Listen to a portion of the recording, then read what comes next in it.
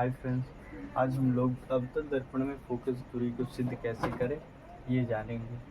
ठीक है, अवतल दर्पण आप लोग को बनाना आता है। इसमें ये जो क्वेश्चन पूछे जाते हैं कितने मार्क्स का होता है, तो 6 अंक का होता है। कितने अंक का? 6 अंक का होता है। दीर्घ में पूछा जाता है। कितना बार ये क्वेश्चन पूछ लिया गया है। और ये फिजिक्स में कितने अंक का होता है? 6 अंक का होता है। देखो, अवतल दर्पण तो आप लोगों को बनाना आता ही होगा, तो हम यहीं पे दर्पण बनाए और यहाँ से सॉल्व करते हुए यहाँ आएंगे। ठीक है, अवतल दर्पण में देखो ऐसा, अवतल दर्पण तो आप लोगों को आता ही होगा। अवतल दर्पण आता है डायग्राम बनाने। देखो, इसमें डायग्राम बनाने का कितने नंबर मिलता है? 2 मार्क्स आता है। ठीक, ये देखो अवतल दर्पण है, अवतल दर्पण है। ठीक है, यहाँ पे ध्रुव हो जाएगा और ये क्या हो जाएगा? फोकस। और ये क्या हो जाएगा? सी हो जाएगा। और यहाँ से एक मुख्य अक्ष के समांतर एक किरण जाएगा और ये क्या? फोकस से गुजरेगा। ठीक है, और ये अरे स्केल रहता है तो होता है, फोकस से गुजरेगा। ठीक है, और यहाँ पे क्या हो जाएगा? ये आपतित किरण, आपतित और ये परावर्तित। ठीक है, ये परावर्तित हो जाएगा।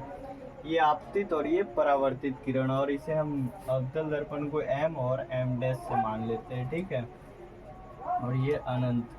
इसमें हमें सिद्ध करना है क्या? F = R/2 सिद्ध करना है। तो इसको स्टेप बाय स्टेप में हम सब सिद्ध करेंगे। पहले तो ये देखो, m और m डैश मान लेंगे। ये क्या है? दर्पण है। पहले तो आप लोगों से ये डायग्राम बन जाएगा। ये बताओ, डायग्राम ऐसा बन जाएगा। इसे A मान लेते हैं और इसे B मान लेते, बन जाएगा। एक बार और इधर बना कर दिखा देते। देखो, डायग्राम बना लेना। इसका कितना? 2 अंक मिल जाएगा। कितना? 2 मार्क्स पक्का ही मिल जाएगा। अगर नहीं ज़्यादा बना पाओगे तो यहाँ तक बना दोगे तो भी 2 मार्क्स मिल जाएंगे। ठीक है, और यहाँ पे ले लो, इसे P ले लो, और यहाँ से ये मुख्य अक्ष से समांतर किरण गया और ये फोकस से जाएगा, और ये C यहाँ, और M और M डैश मान लेते हैं, और इसे A और इसे B। तो ये क्या हो जाएगा? और यहाँ पे एक चीज़ मैंने छोड़ दिया है इसमें। देखो, यहाँ पे एक लंब डाल देना। ठीक है, बीच में, और ये क्या हो जाएगा? कोण I और कोण R हो जाएगा।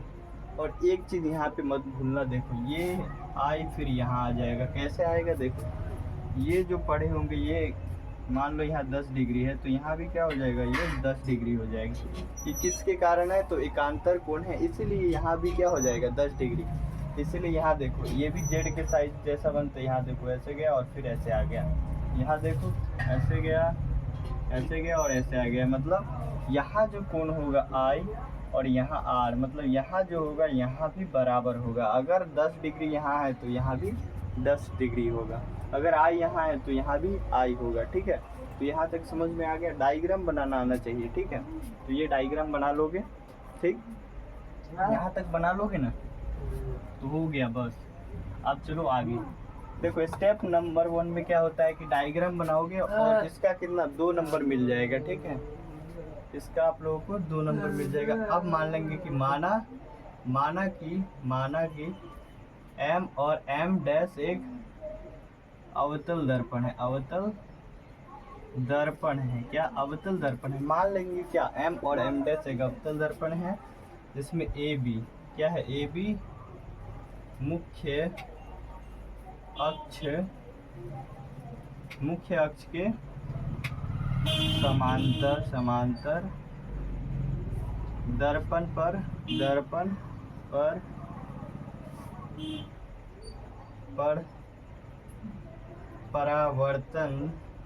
परावर्तन के बाद फोकस से गुजरती है। यहाँ तक लिख लोगे। देखो, यहाँ पे कुछ नहीं लिखना है, बस देखो, ये किरण है और ये दर्पण से परावर्तन के बाद क्या हो गया?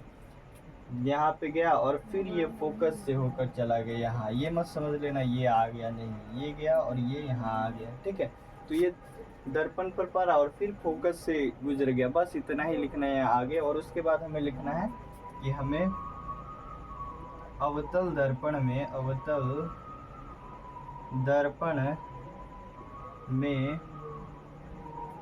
F is equal to R upon 2 सिद्ध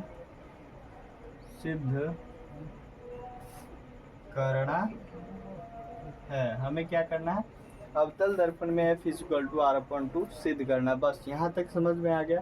यहाँ तक लिखोगे तो कितना नंबर मिल जाएगा, यहाँ तक 3 नंबर मिल जाएगा। देखो यहाँ जो बिहार बोर्ड में अंक चेंज कर दिया गया है, ठीक है, पहले से 2018 से शायद क्या हो गया, चेंज हो गया। अब आप लोगों को स्टेप बाय स्टेप नंबर मिलेगा, ठीक है। अगर आप स्टेप बाय स्टेप करते हैं, सॉल्व करते हैं, तो क्या हो जाएगा, आप लोगों को स्टेप का नंबर मिलेगा। फर्स्ट स्टेप और सेकंड और थर्ड, ये 3 पार्टों में बटा हुआ है, ठीक है। अब देखो यहाँ पे कोण आई और आर क्या हो जाएगा, यहाँ पे बराबर होगा। कोण आई इज इक्वल टू कोण आर। किसके कारण ये बराबर है, आप लोग को पता होगा, परावर्तन के नियम से, ठीक है। परावर्तन के नियम से ये क्या हो जाएगा, I is equal to are. तो ये क्या परावर्तन के नियम से आप लोग को पता होगा, पहले भी पढ़े होंगे। अब देखो यहाँ पे, देखो यहाँ I is equal to are है। अब देखो एक चीज़ आप लोग को पता होगा कि ये जो देखो, मान लो एक चीज़, ये कोण है, मान लो इसका 10 डिग्री ये है और 10 डिग्री ये। एक चीज़ जानते हो, जिस त्रिभुज की 2 कोण बराबर होती है, इसकी भुजा भी 2 भुजा क्या होती है, बराबर होती है। अगर ये ए बी और सी है, ये इसके सामने की भुजा क्या हो जाएगी, इस कोण के सामने की भुजा के बराबर होगी। मतलब ये वाला जो कोण है बी कोण के बराबर क्या है, ए सी है, भुजा है, और ये ए कोण के बराबर क्या है, बी सी। तो ये हो जाएगा बराबर, मतलब ए सी भुजा और बी सी भुजा क्या हो जाएगा, बराबर हो जाएगा आपस में। समझ में आया। अब यहाँ पे नहीं समझ में आया तो यहाँ भी समझ में आ जाएगा, आ ही गया होगा। अब देखो यहाँ पे, देखो ये जो त्रिभुज है, देखो एक त्रिभुज है ये, जिसमें आई और आर क्या है, बराबर है परावर्तन के नियम से। अगर आई यहाँ पे है 10 डिग्री तो यहाँ भी 10 डिग्री होगा ना। अब देखो आई और आर भी बराबर है, मान लो ये भी 10 डिग्री हो जाएगा, होगा कि नहीं। मतलब ये कोण और ये कोण बराबर है, प्रूव्ड हो गया, आपको हो गया ना। तो अब ये इसके आई के सामने क्या है, बी एफ, मतलब त्रिभुज भुजा बी एफ, और आर के सामने क्या है, सी एफ, आर के सामने सी एफ।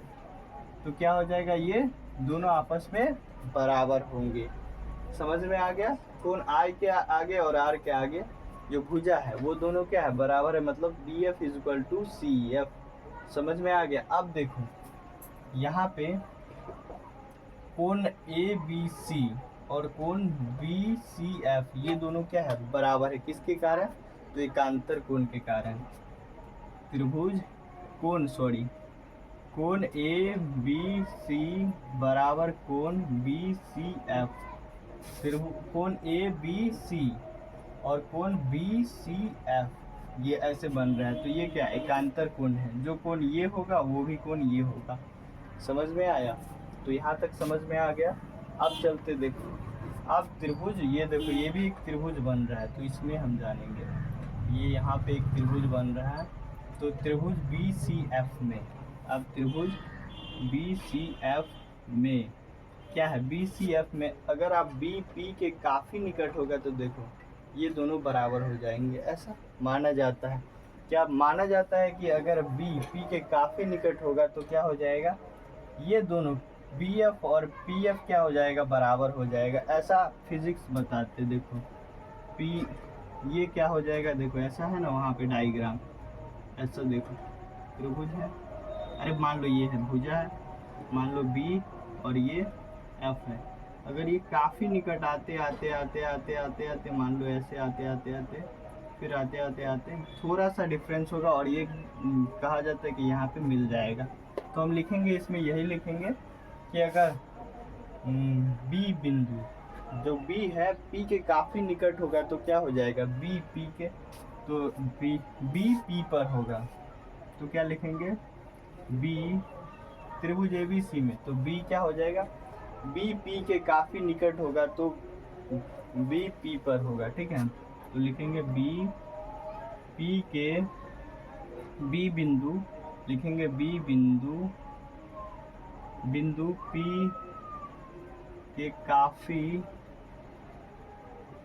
निकट होगा तो बी P पर होगा। क्या हो जाएगा? बी P पर होगा। ठीक है, अब देखो, अब यहाँ पे देखो, अगर ये दोनों बराबर है तो हम क्या लिख सकते हैं? B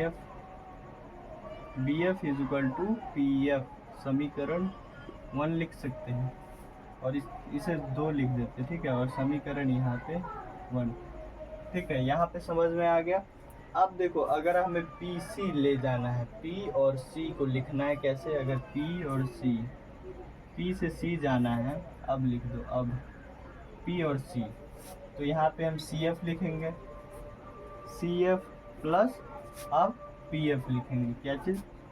P F. एक चीज़ जानते हो कैसे लिखेंगे? देखो, यहाँ पे हम कैसे लिखें? अब हमें मान लो ए सी, ए बी और सी, एक क्या है? ए बी सी, यहाँ पे मान लो 10 सेंटीमीटर, ये 20 सेंटीमीटर, हमें ए सी निकालना है। मतलब ए सी निकालना है तो हम क्या करेंगे? A B plus B C लिख देंगे। ए बी प्लस क्या करेंगे? बी सी, मतलब 10 डिग्री प्लस 20 डिग्री, तो हमारा क्या हो जाएगा? 30 डिग्री आ जाएगा। तो इसलिए हम क्या करिए, पी सी को निकालने के लिए हम C F plus P F, देखो पी सी यहाँ से यहाँ है तो हम C F plus P F कर दिए। पी एफ और सी एफ, पहले पी एफ है फिर सी एफ। ठीक है, तो अब क्या करेंगे हम? यहाँ पे देखो, यहाँ देखो एक चीज, यहाँ देखो जो सी एफ है, यहाँ देखो सी एफ देख रहे हो, वो बी एफ के बराबर है ना? यहाँ पे अब देखो, ये बी एफ जो है ये सी एफ के बराबर है ना? और जो सी एफ हमारे पास है, और ये बी एफ जो क्या है, देखो कहाँ गया बी एफ? अरे कहाँ गया? हाँ, ये बी एफ है जो पी एफ के बराबर है। तो हम क्या करेंगे? बी एफ की जगह पी एफ लिख सकते हैं, सॉरी सी एफ की जगह, अगर मान लो हम यहाँ बी एफ की जगह पी एफ लिख सकते हैं तो यहाँ पी एफ, और सी एफ के, तो सी एफ क्या हो जाएगा? पी एफ के बराबर होगा, तो सी एफ, तो यहाँ पे पी एफ लिख सकते हैं ना? बिल्कुल लिख सकते हैं, P F plus P F. तो यहाँ पे हमारा क्या हो जाएगा? पी सी बराबर 2 पी एफ। तो पी सी को हम क्या लिख सकते हैं? आर लिख सकते हैं, और 2 एफ लिख सकते हैं, बिल्कुल। तो आर अपॉन, यहाँ पे क्या हो जाएगा? एफ को रहने देंगे, हमें एफ निकालना है, तो आर अपॉन 2 हो जाएगा, एफ बराबर, तो हमारा क्या हो गया? प्रूव्ड लिख देंगे, P R O V E D. क्या आप लोग को समझ में आया होगा? देखो, मैं जानता हूँ कि यहाँ पे आप लोगों को समझ में नहीं आया होगा। सी एफ की जगह हम पी एफ क्यों लिखे? देखो, इसलिए लिखे कि देखो ये सी एफ है ना, बी एफ के बराबर है, और जो बी एफ है वो पी एफ के बराबर है। तो अगर बी एफ सी एफ से बराबर है तो बी एफ, देखो मान लो एक मोहन है, मोहन राम के से 5 सेंटीमीटर, ये भी 5 सेंटीमीटर बराबर है। ठीक है, ये दोनों का हाइट 5 सेंटीमीटर। अब मोहन मान लो कि सोहन से 5 सेंटीमीटर, ये भी 5 सेंटीमीटर, तो क्या सोहन राम के बराबर नहीं होगा? ये भी तो इसी का हाइट का है ना? तो इसीलिए हम लिख दिए सी एफ की जगह पी एफ लिख दिए। समझ में आया? तो यहाँ पर आप लोगों को समझ में आ गया होगा कैसे हम दर्पण फोकस दूरी को कैसे अवतल दर्पण में सिद्ध करें। बढ़िया से आप लोगों को समझ में आ गया होगा। अब नेक्स्ट क्लास में हम क्या करेंगे कि उत्तल दर्पण में हम फोकस दूरी को सिद्ध करेंगे। बहुत बार पूछा गया है ये क्वेश्चन, और हो सकता है इस बार भी पूछा जाए, इसलिए प्रैक्टिस ज़रूर कर लेना। इसके बाद हम ऑब्जेक्टिव क्लास स्टार्ट करेंगे। पहले दर्पण सूत्र भी सिद्ध करना है। क्या आप लोग को समझ में आ गया? अब नेक्स्ट क्लास में मिलते हैं। जो चैनल पे नए हैं क्या कर लेना सब्सक्राइब, और वीडियो अच्छा लगा होगा तो लाइक ज़रूर करना, और दोस्तों में शेयर ज़रूर करना।